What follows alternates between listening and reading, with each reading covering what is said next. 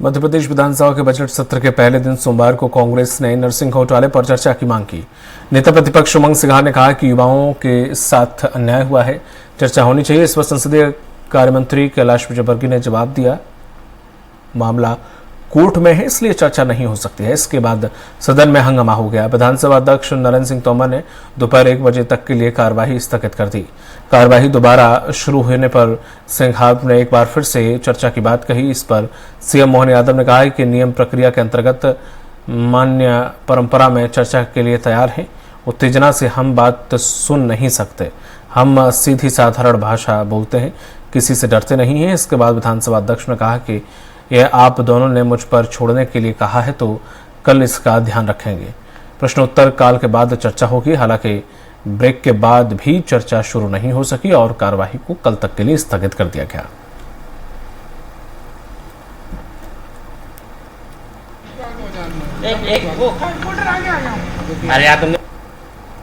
हजारों युवाओं के साथ पिछले सालों से घोटाला चल रहा, नरसिंह घोटाला, और जिस प्रकार से स्कूल के संचालक, कॉलेज के संचालकों समेत विश्वास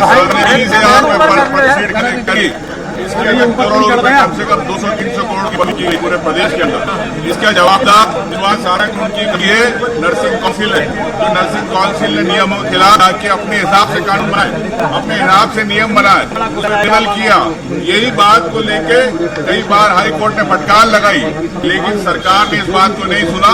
चाहते कि सरकार इस सदन के माध्यम से चर्चा कराए और सबको न्याय मिले, पूरे प्रदेश के युवाओं को न्याय मिले, ताकि उनके साथ जो शाम को लेके विवाह हो रहा है उनकी रोकी जा रही है। वो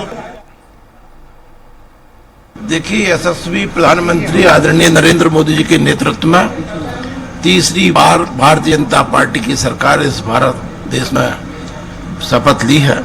उसी तारतम्य में जो डबल इंजन की सरकार मध्य प्रदेश में आदरणीय डॉक्टर मोहन यादव जी के नेतृत्व में सरकार काम कर रही है, वो बहुत अच्छा काम कर रही है, शुचिता की राजनीति स्थापित कर रही है। कांग्रेस वालों को अभी विपक्ष की भूमिका निभाने के लिए बहुत कुछ सीखने की जरूरत है। मेरा मत है इस प्रकरण में अभी सीबीआई जांच हो रही और मामला जब जांच के अधीन है तब इस प्रकार की मांग करना मैं मान के चलता हूँ न्यायोचित नहीं है। यदि कोई ऐसे प्रमाण मिलते हैं, सबूत मिलते हैं जो कि बहुत ही पुष्ट हों, तब तो इस प्रकार की मांग करना उचित है। अन्यथा है सिर्फ राजनीतिक मांग है और राजनीतिक मांगे कभी मानी नहीं जाती पूरी नहीं। बजट सत्र है और मध्य प्रदेश की विधानसभा का ये बजट 3 तारीख को आएगा। सरकार का बजट यशस्वी मुख्यमंत्री डॉक्टर मोहन यादव जी के नेतृत्व में सरकार, मध्य प्रदेश सरकार का बजट 3 तारीख को पेश होगा और बजट सर्वस्पर्शी होगा।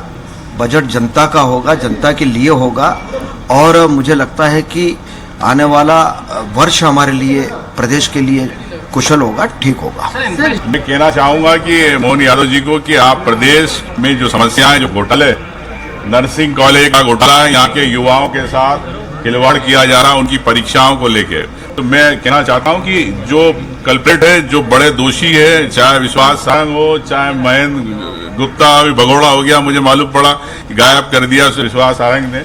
ऐसे लोगों को सरकार की जांच होना चाहिए और उस पर कार्रवाई होना चाहिए। यहाँ के प्रदेश के युवाओं के जो नर्सिंग में पढ़ते हैं उनके साथ, उनके भविष्य के साथ खिलवाड़। यही कारण है, मैं आपको स्पष्ट कर देना चाहता हूँ कि जिन ट्रांसफार्मर पे लोड ज्यादा होगा तो ट्रिपिंग होगा या आपका वो ट्रांसफार्मर बढ़ेगा।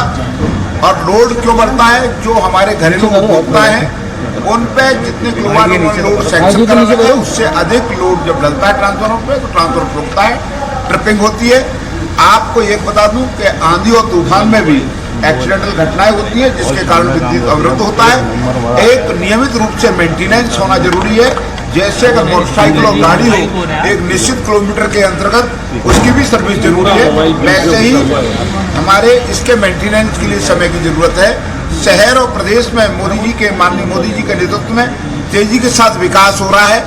उस विकास के लिए भी रोड चौड़ीकरण हो या नई लाइनें डल रही हैं, उनके लिए भी विद्युत अवरोध करना जरूरी होता है। इसलिए विद्युत अवरोध पैदा हो रहा है। कटौती शब्द का प्रयोग गलत है। बिजली मध्य प्रदेश में सरप्लस है।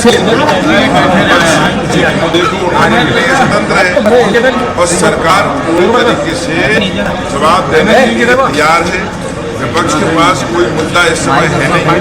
विपक्ष चारों कोने चित्त हो चुका है।